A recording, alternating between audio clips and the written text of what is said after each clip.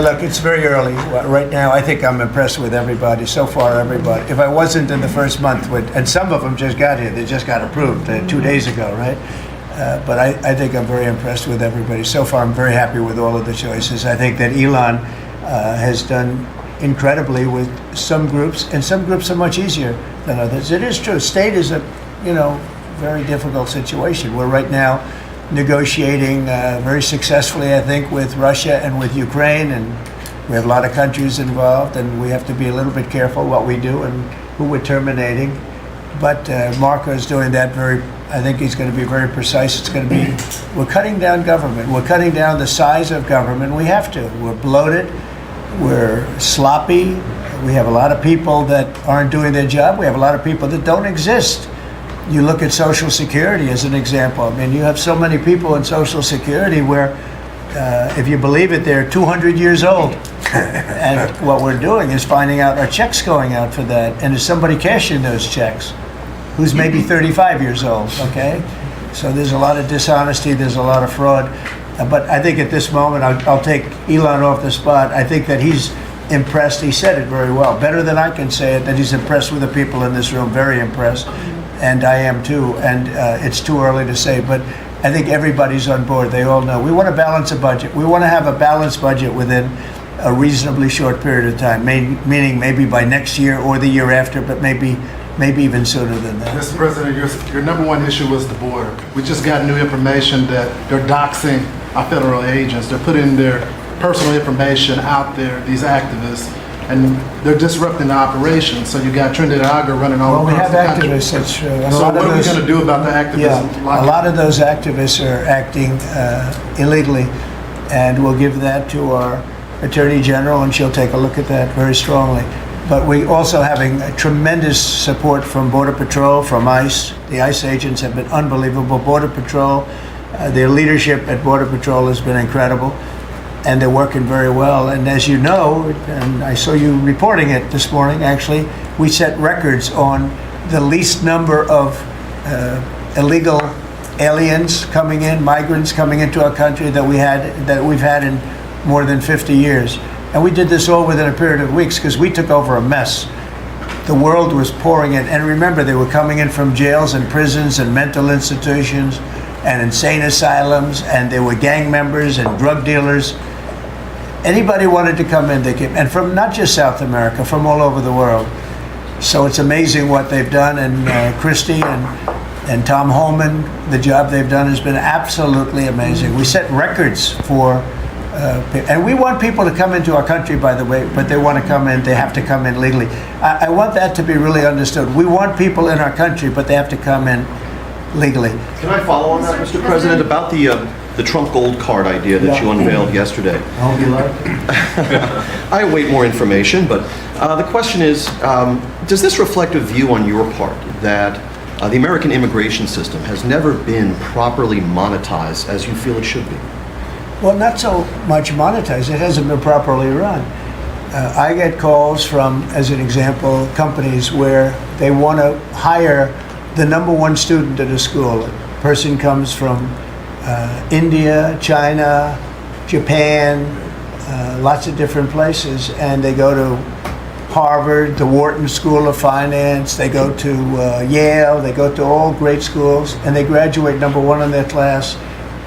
And they're made job offers, but the offer is immediately rescinded because you have no idea whether or not that person can stay in the country. I want to be able to have that person stay in the country. These companies can go and buy a gold card, and they can use it as a matter of recruitment. At the same time, the company is using that money to pay down debt. We're going to pay down a lot of debt with that. And I think the gold card is going to be used by, not only for that, I mean, they'll be used by companies. I mean, I could see Apple. I've spoken with Tim Cook, and by the way, he's going to make a $500 billion investment in the country only because of the results of the election.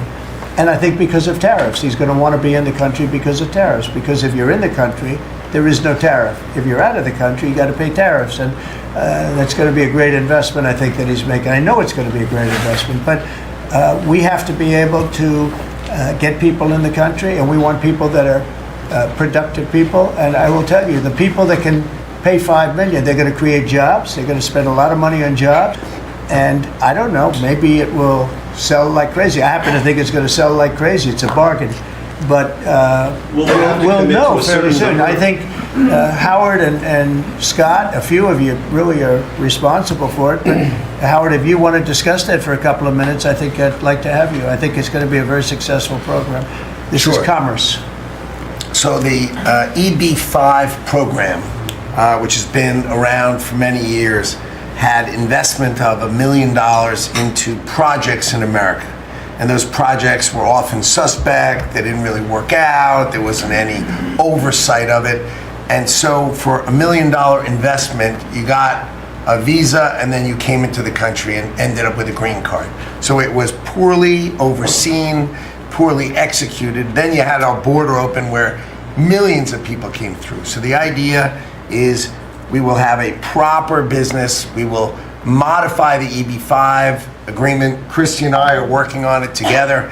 For $5 million, they'll get a license from the Department of Commerce. Then they'll make a proper investment on the EB-5, right? And we think Scott and I will design the EB-5 investment model because Scott and I are the best people together to do that. So this is joint. This is exactly the Trump administration. We all work together. We work it out to be the best. And if we sell, just remember, 200,000, there's a line for EB-5 of 250,000 right now. 200,000 of these gold green cards is $1 trillion to pay down our debt. And that's why the president is doing it, because we are going to balance this budget and we are going to pay off the debt under President Trump. And to qualify, do you have to promise and make commitments to create a certain number of jobs here in the U.S.? No, because not all these people are going to be job builders. There'll be successful people, or there'll be people that were hired from colleges, like sort of like paying an athlete a bonus. I mean, Apple or one of the companies will go out and they'll spend they'll buy 5 of them and they're going to get 5 people. Look, I've had the complaint from a lot of companies where they go out to hire people and they can't hire them out of colleges. And you know what they do? They go back to India or they go back to the country where they came and they open up a company and they become billionaires. And they're employing thousands and there are a lot of examples. There are some really big examples where they were forced out of the country. They graduated top in their class at a great school and they weren't able to stay. This is all the time you hear it. And the biggest complaint I get from companies, other than over-regulation, which we took care of, but we're going to have to take care of it here because a lot of that was put back on by Biden.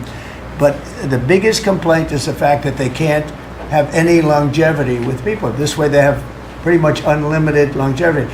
Also with the 5 million, that's a path to citizenship. So that's going to be, it's sort of a green card plus, and it's a path to citizenship. We're going to call it the gold card, and I think it's going to be very treasured. I think it's going to do very well, and we're going to start selling hopefully in about 2 weeks. Now, just so you understand, if we sell 1 million, right, 1 million, that's $5 trillion, 5 trillion. Howard was using a different number, but that's $5 trillion.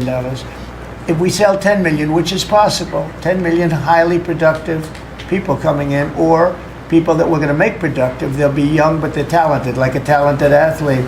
That's $50 trillion. That means our debt is totally paid off and we have $15 trillion above that.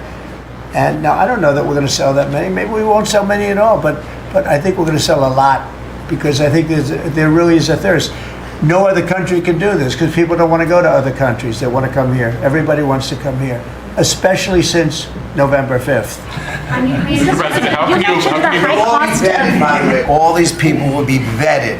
Okay? Mr. They'll be President, vetted. on Ukraine, can you talk a little bit about what type of security guarantees you're willing to make? Well, I'm not going to make security guarantees beyond very much. We're going to have Europe do that because it's we're talking about Europe is their next door neighbor. But we're going to make sure everything goes well. And as you know, we'll be really partnering with Ukraine in terms of rare earth. We very much need rare earth. They have great rare earth. We'll be working with Secretary Burgum and with Chris. You'll be working on that together.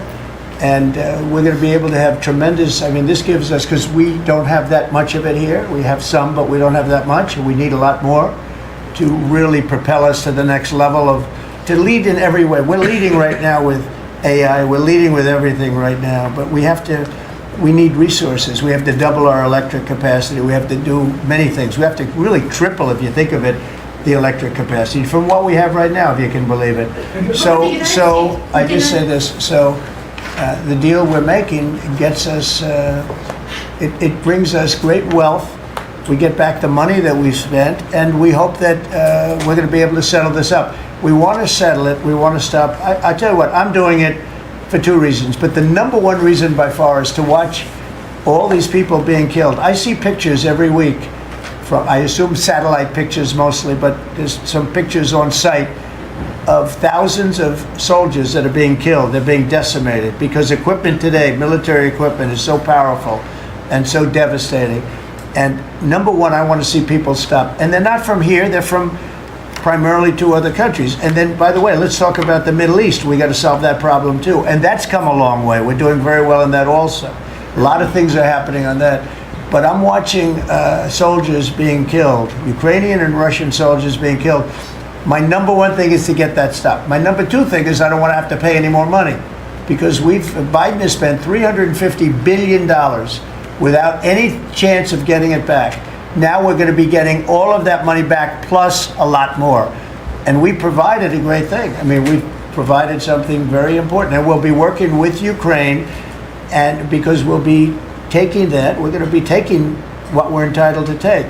Now, they spent $350 billion, and Europe spent $100 billion. Now, does anybody really think that's fair? But then we find out a little while ago, not so long ago, a few months ago, I found out that the money they spent, they get back. But the money we spent, we don't get back. I said, well, we're going to get it back. And we'll be able to make a deal. And again, President Zelenskyy is coming to sign the deal. And it's a great thing. It's a great deal for Ukraine, too, because they get us over there. And we're going to be working over there. We'll be on the land. And, you know, in that way, there's sort of automatic security, because nobody's going to be messing around with our people when we're there. And so we'll be there in that way. But Europe will be watching it very closely. I know that UK has said, and France has said, that they volunteered to put so-called peacekeepers on the site, and I think that's a good thing. Mr. President, you have mentioned the high cost of eggs, and we've seen consumer confidence this week have a sharp drop from last month, the biggest dip in, I believe, 3 years. Why is that, your assessment? Why is that the case, and is there anything you can do? I think that consumer confidence, if you look at confidence in the nation, it had the biggest increase in the history of the chart. It went up 42 points in a period of like days after the election, since the election. So since the election, the confidence in our nation. Your president, China will never take Taiwan by force. I never comment on that. I don't comment on anything because I don't want to ever put myself in that position. And if I said it, I certainly wouldn't be saying it to you. I'd be saying it to other people, maybe people around this table, and very specific people around this table. So I don't want to put myself in that position. But I can tell you what, I have a great relationship with President Xi. I've had a great relationship with him. We want them to come in and invest. I see so many things saying that we don't want China in this country. That's not right. We want them to invest in the United States. That's good. That's a lot of money coming in, and we'll invest in China. We'll do things with China. The relationship we'll have with China will be a very good one. I see all of these phony reports that we don't want their money, we don't want anything to do with them. That's wrong. We're going to have a good relationship with China, but they won't be able to take advantage of us. What they did to Biden was, he didn't know what was happening. He didn't know what he was doing. The administration didn't know what they were doing. It was very sad to watch. But we're going to have a good relationship with China and Russia and Ukraine and the Middle East. We're doing things that, look, when I left, we had no wars. We had defeated ISIS totally. We had no inflation. We didn't have the Afghanistan withdrawal, the worst withdrawal anybody's ever seen. I think that's one of the reasons that President Putin looked at that. He said, wow, these guys are a paper tiger. Look at it, we're no paper tiger. Don't forget, we got rid of ISIS in 3 weeks. People said it would take 5 years. We did it because when I came in, I let them do what they had to do. And the man that headed that operation is now going to be your chairman, right? Chairman of the Joint Chiefs. Yes, sir. And Raisin Kane. I liked him right from the beginning. As soon as I heard his name, I said, that's my guy. Okay, any other questions? Decreases in crossings at the border for you to continue the pause on tariffs against Mexico and Canada? And No, if no, not, I'm not stopping the tariffs. No, millions of people have died because of the fentanyl that comes over the even border. with the 90% drop in border crossings, though, this last month compared to about a year ago? Yeah, they've been good, but that's also due to us, mostly due to us. I mean, it's very hard. It's right now very hard to come through the border. But look, the damage has been done. We've lost millions of people due to fentanyl. It comes mostly from China, but it comes through Mexico and it comes through Canada. And I have to tell you that, on April 2nd, I was going to do it on April 1st, but I'm a little bit superstitious, so I made it April 2nd. The tariffs go on, not all of them, but a lot of them. And I think you're going to see something that's going to be amazing. We've been taken advantage of as a country for a long period of time. We've been tariffed, but we didn't tariff. Now, I did, when I was here, we took in $700 billion from China. $700 billion. Not one president in the history of our country took in 10 cents from China. At the same time, China respected us. Now, when COVID came in, that was a different deal. I used to call it the China virus. I guess I can call it the China virus again, but it's an accurate term, but I won't do that out of respect to China. Immigration enforcement. Say it again, Will? On Gaza, I just wondered if there's any progress towards a second phase of the ceasefire.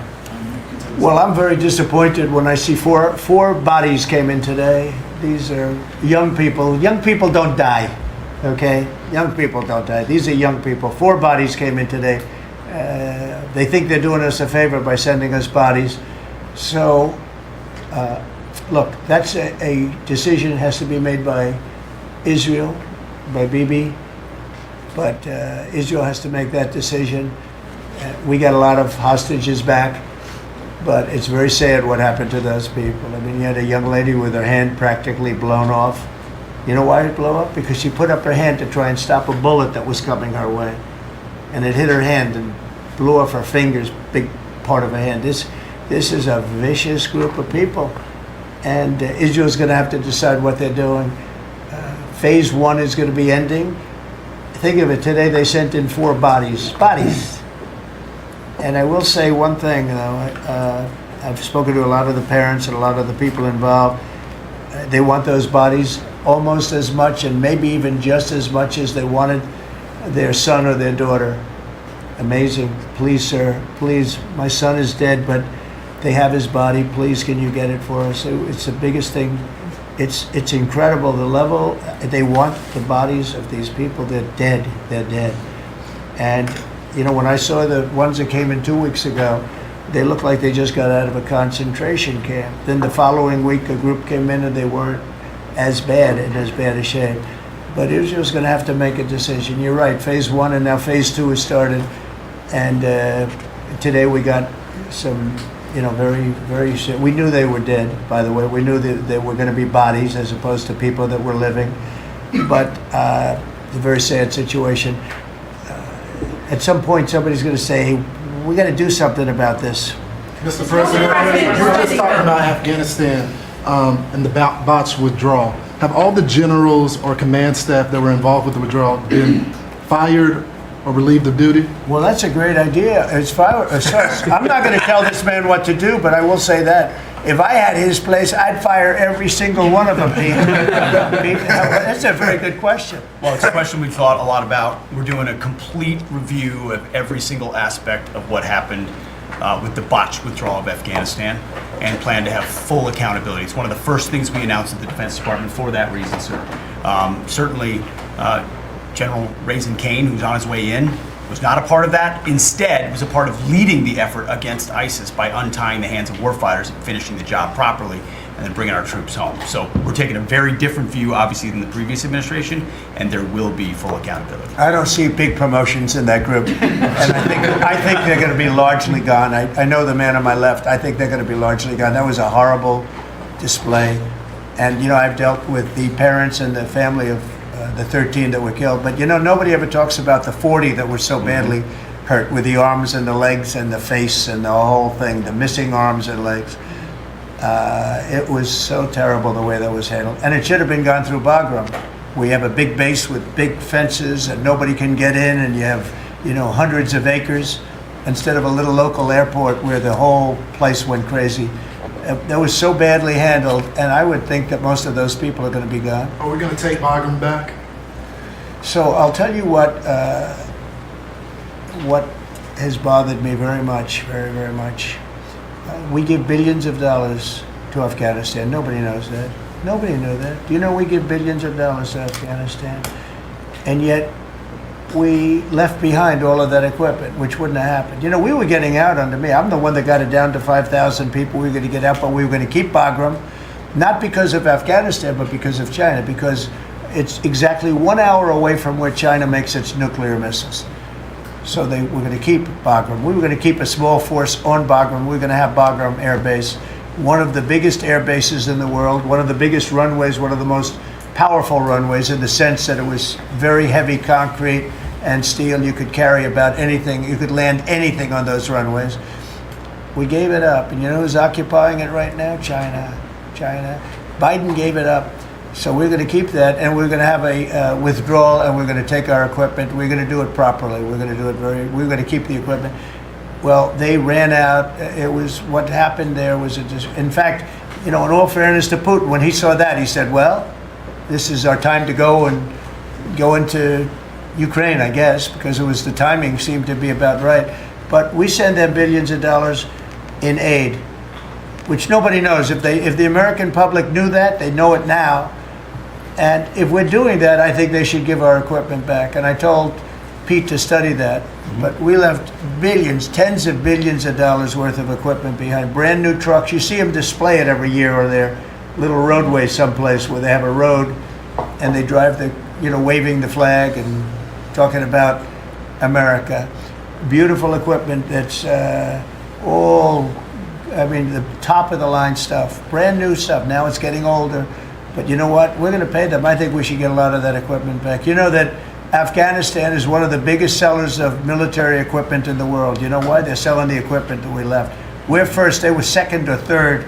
Can you believe it? They're selling 777,000 rifles, 70,000 armor-plated. Many of them were armor-plated trucks and vehicles. 70,000.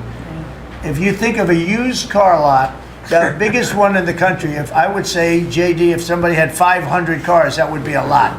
This is 70,000 vehicles we had there, and we left it for them.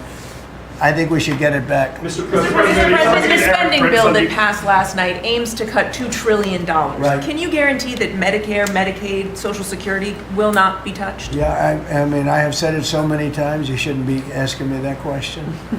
Okay? This will not be read my lips. There won't be read my lips anymore. We're not going to touch it. Now, we are going to look for fraud. I'm sure you're okay with that, like people that shouldn't be on, people that are illegal aliens and others, criminals in many cases. And that's with Social Security. We have a lot of people. You see that immediately when you see people that are 200 years old that are being sent checks for Social Security. Some of them are actually being sent checks. So we're tracing that down, and I have a feeling that Pam is going to do a very good job with that. But you have a lot of fraud. But no, I'm not. We're not doing anything on Mr. that. President, part of your mission, sir, Mr. President, part of your your mission has litigation- been, thank you, I'm sorry. Part of your mission has been to restore executive control over the executive branch. Is it your view of your authority that you have the power to call up any one of or all of the people seated at this table and issue orders that they're bound to follow? Oh, yeah, they'll follow the orders, yes, they will. No exceptions. No exception. Well, let's see, let me think. Oh, yeah. She'll have an exception.